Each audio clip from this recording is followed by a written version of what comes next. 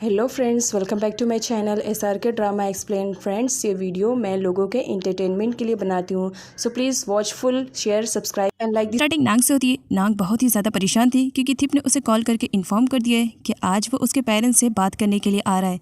इसी वजह से नाग काफ़ी परेशान थी। वो अपने मॉम डैड को भी इन्फॉर्म कर देती है कि थिप उनको विजिट करने के लिए आ रहा है। थिप के आने पर नाग काफ़ी परेशान थी कि पता नहीं उन दोनों के लाइफ में अब क्या होने वाला है, डैड रेडी होंगे कि नहीं। लेकिन नाग को कहीं ना कहीं इस बात की तसल्ली थी कि उसके डैड उससे बहुत ज़्यादा प्यार करते हैं और हो सकता है वो रेडी हो जाए। थिप अंकल को ग्रेट करते हुए अपने बारे में बताता है कि वो नाग को बहुत ज़्यादा लाइक करता है। डैड कहते हैं, क्या मेरी बेटी भी तुम्हें लाइक करती है? जिस पर नाग भी बता देती है कि मैं भी थिप को बहुत ज़्यादा लाइक करती हूँ। नाग के डैड नाग और थिप की सारी बातें सुनने के बाद भी उन दोनों के रिश्ते को एक्सेप्ट करने के लिए तैयार नहीं थे। वो थिप को रिजेक्ट कर देते हैं ये कहते हुए कि सॉरी, तुम बहुत ज़्यादा लेट हो। ऑलरेडी नाग की एंगेजमेंट हो चुकी है, उसका फियांसे है और मैं कभी नहीं चाहूँगा कि मैं उन्हें हर्ट करूँ। ऑलरेडी मेरे और मेरे फ्रेंड के बीच में बातें हो चुकी है। मैं नाग का रिश्ता वहीं पर तय करने वाला हूँ, तो इसी वजह से तुम यहाँ से चले जाओ, तुम्हारे लिए ज़्यादा बेटर रहेगा। जिस पर थिप अंकल से कहता है, अगर मैं इंगेजमेंट की प्रॉब्लम सॉल्व कर दूँ तो क्या आप नाग को मुझे दे देंगे? जिस पर अंकल कहते हैं, तुम मेरी लाइफ में ऑलरेडी बहुत सारे सीन क्रिएट कर चुके हो। मेरी नाग को मुझसे दूर करने का तुमने पूरा इरादा बना लिया है।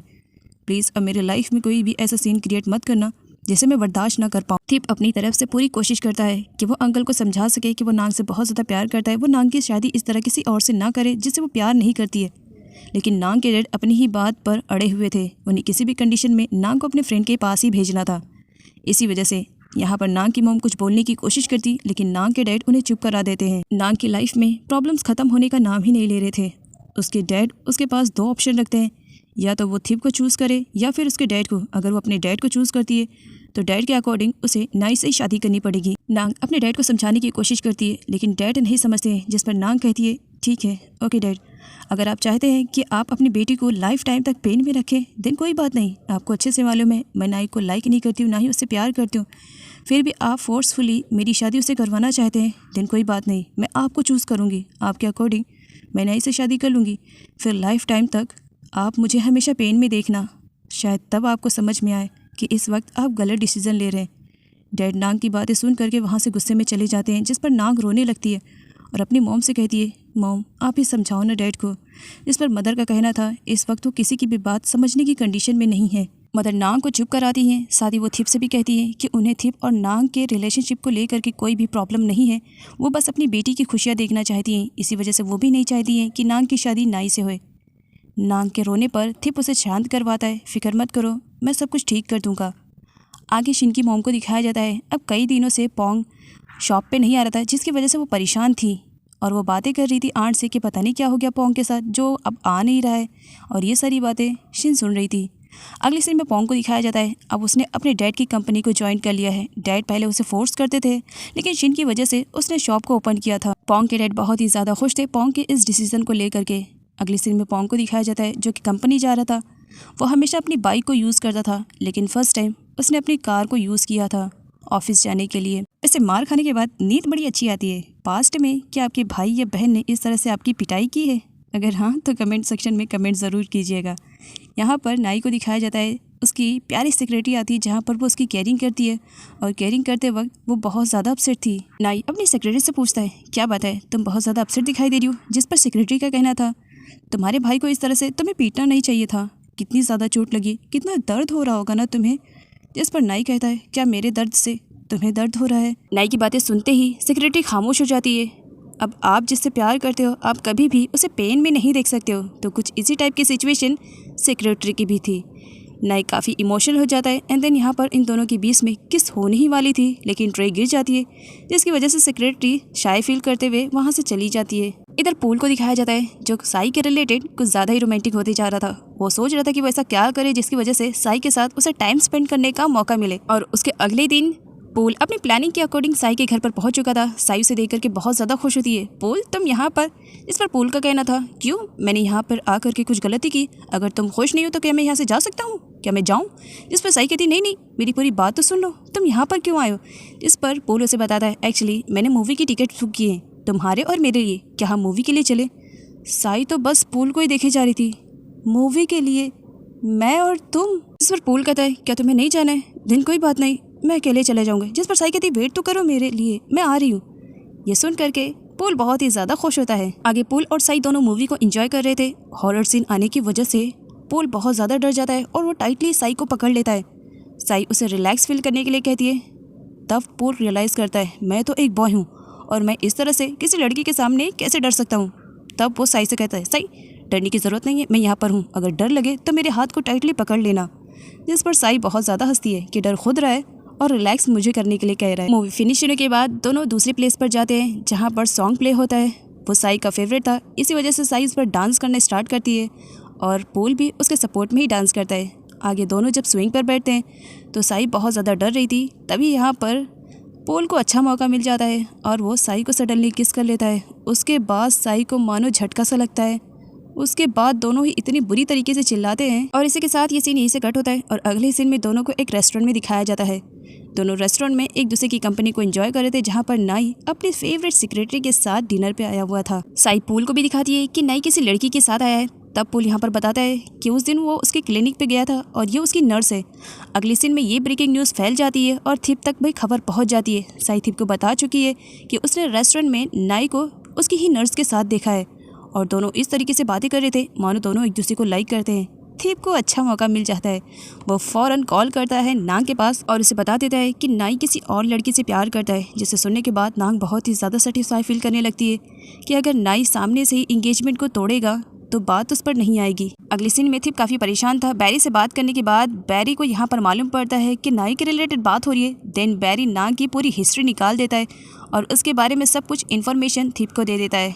और अगले सीन में थिप को दिखाया जाता है जो कि नाई के क्लिनिक पे पहुंच चुका था। वो नाई से जानना चाह रहा था कि आखिर क्या वो सच में किसी को लाइक करता है। वो नांग के रिलेटेड बातें करने लगता है, जिस पर नाई का कहना था कि वो नांग के बारे में इतना ज़्यादा अभी नहीं जानता है जितना कि थिप जानता है। थिप बताता है कि वो नांग का दोस्त है, जिस पर नाई कहता है सच में तुम उसके अच्छे दोस्त हो। मैं नांग का फियांसे हूँ, लेकिन मुझे नांग के बारे में उतनी सारी इन्फॉर्मेशन नहीं है जितनी कि तुम्हें है। सच में तुम बेस्ट फ्रेंड हो। बातों ही बातों में थिप नाई से पूछने लगता है कि वो नांग को क्या लाइक करता है या नहीं, जिस पर नाई का कहना था कि वो नांग को बिल्कुल भी लाइक नहीं करता है और ना ही वो इस शादी को करना चाह रहा है। डैड के फोर्स करने की वजह से वो ये सब कर रहा है। सेक्रेटरी के आने पर नाई बस पूरा कंसंट्रेशन उस पर कर देता है, जिस पर थिप को समझ में आ जाता है कि ये वही नर्स है जिससे नाई प्यार करता है। थिप नाई से कहता है अगर वो नांग से प्यार नहीं करता है इसका मतलब उसकी लाइफ में कोई और है, जिस पर नाई बता देता है कि हाँ वो किसी और से प्यार करता है। थिप कहता है कि फिर वो नांग से अपने एंगेजमेंट को तोड़ दे। तब यहाँ पर मालूम पड़ जाता है नाई को कि थिप नांग को बहुत ज़्यादा लाइक करता है और पास्ट में नांग को पाने के लिए उसने उसके डैड से भी बात की, लेकिन डैड का कहना था कि वो इस एंगेजमेंट को नहीं तोड़ेंगे। नाई को भी एक गोल्डन अपॉर्चुनिटी मिल चुकी थी अपने प्यार को हासिल करने के लिए। देन वो यहाँ पर थिप से प्रॉमिस करता है फिक्र मत करो, इस मैटर में मैं तुम्हारी भरपूर हेल्प करूँगा।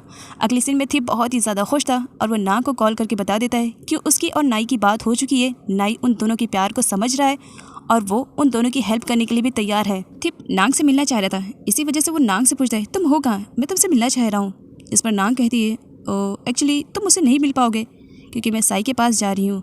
क्योंकि नांग को अभी साई की सच्चाई के बारे में नहीं मालूम है, इसी वजह से अभी भी वो साई को अपना बेस्ट फ्रेंड मानती है। थिप वापस जब घर आता है तब बैरी की थ्रू से मालूम पड़ता है कि उससे मिलने के लिए शिन उसका वेट कर रही है। वो काफ़ी टाइम से आई हुई है। शिन थिप को देख करके बहुत ज़्यादा खुश हो जाती है। नांग को देख करके शिन की मॉम को नांग के लिए बुरा लगता है कि उनकी बेटी ने नांग के साथ कितना ज़्यादा गलत किया। वो बताती है कि शिन इस वक्त बाहर गई हुई है क्योंकि मॉम को अभी आइडिया नहीं है कि शिन थिप के पास थिप से मिलने के लिए गई है। पास्ट में थिप ने शिन से कहा था कि वो अगर अपनी क्वालिफिकेशन कंप्लीट करके आगे कुछ करना चाहेगी तो थिप उसमें उसकी पूरी हेल्प करेगा और शिन इसी मैटर में बात करने के लिए थिप के पास आई हुई थी। वो थिप से कहती है कि उसने कहा था कि पास्ट में अगर वो अपनी क्वालिफिकेशन को कंप्लीट कर लेगी तो थिप उसे जॉब पर कहीं ना कहीं ज़रूर रखेगा। तो इसी वजह से वो चाहती थी कि वो थिप के साथ उसकी पर्सनल सेक्रेटरी बन करके हमेशा 24 आवर्स उसके साथ रहे। जिस पर थिप कहता है कि वो जिस फील्ड में काम कर रहा है उसके लिए उसे सिक्योरिटी की ज़रूरत नहीं है, जिस पर शिन उसे फोर्स करने लगती है अगर सिक्योरिटी की ज़रूरत नहीं है तो किसी न किसी पोस्ट पे वो उसे रख ले ताकि वो उसके साथ हमेशा रहे। जिस पर थिप कहता है क्या तुमने इसके लिए अपनी मॉम से परमिशन ली, क्या वो इसके लिए तैयार रहेंगी। शिन खुश होकर के अपनी प्लेस चेंज करते हुए थिप के क्लोज आ जाती है। हाँ मॉम क्यों नहीं तैयार रहेंगी, मॉम तो तैयार ही हो जाएंगी, मैं उन्हें कन्विंस कर ही लूँगी। जिस पर थिप कहता है क्या सच में तुम नांग के साथ जाने के लिए तैयार हो, क्योंकि नांग और मैं दोनों बहुत जल्द शादी करने वाले हैं और शादी के बाद हम लोग अमेरिका चले जाएंगे। शिन के फेस की स्माइल गायब हो जाती है। क्या तुम और नांग शादी करने वाले हो? थिप बताता है हाँ इस वजह से क्योंकि हम दोनों एक दूसरे से प्यार करते हैं और बहुत जल्द शादी भी करने वाले हैं। जिस पर शिन कहती है लेकिन नांग की एंगेजमेंट तो नाई के साथ हुई थी ना, वो नाई के साथ शादी करेगी। फिर तुम्हारा और नांग का मैटर कहाँ से आ गया? थिप शिन को बताता है कि नांग के डैड इस शादी के लिए तैयार नहीं है, लेकिन जब रीज़न उन्हें भी मालूम पड़ेगा तो वह ज़रूर तैयार हो जाएंगे, क्योंकि नाई नांग से प्यार नहीं करता है। शिन को यहाँ पर रियलाइज़ होने लगता है कि वो किसी भी कंडीशन में थिप को नहीं पा सकती है। इसी वजह से वो गुस्से में थिप से कहती है कि उसे अमेरिका नहीं जाना है, जहाँ पर नांग रहेगी वहाँ पर वो नहीं रहेगी, और वो अब वहाँ पर किसके लिए जाए। शिन ये सारी बातें कहकर वहाँ से जाने लगती है, लेकिन उसके पैर लड़खड़ा रहे थे, इसी वजह से वो वहीं पर बैठ जाती है। थिप बड़े ही प्यार से उसके सर पे हाथ रखता है और शिन को बताता है कि वो उसके फीलिंग्स के बारे में बहुत पहले से जानता था। वो जानता था कि शिन उसे लाइक करती है, उसे प्यार करती है, लेकिन उसने कभी भी शिन को उस इंटेंशन से नहीं देखा। इसके अलावा थिप शिन से ये भी कहता है कि पोंग उसके लिए बेस्ट है, पोंग उसे बहुत ज़्यादा प्यार करता है। एक बार वो रियलाइज़ करके देखे, अगर वो ढूंढने की कोशिश भी करेगी ना तो पोंग जैसा लड़का नहीं मिलेगा। शिन जो कि थिप से प्यार करती है, वो भला पोंग को कहाँ से लाइक करेगी। शिन का कहना था थिप से यहाँ पर कि वो उस लड़के से बिल्कुल भी शादी नहीं करना चाहेगी जिससे वो प्यार नहीं करती है। इधर पोंग भी अब सब कुछ भुला करके अपने डैड की कंपनी को अच्छे से संभाल रहा था। उसके आने के बाद उसके डैड की कंपनी को बहुत ज़्यादा प्रॉफिट होता है। पेस्ट्रीज देख करके पोंग को शिन के ही बारे में याद आते रहता है कि पास्ट में उन्होंने एक दूसरे के साथ कितना ज़्यादा फन किया।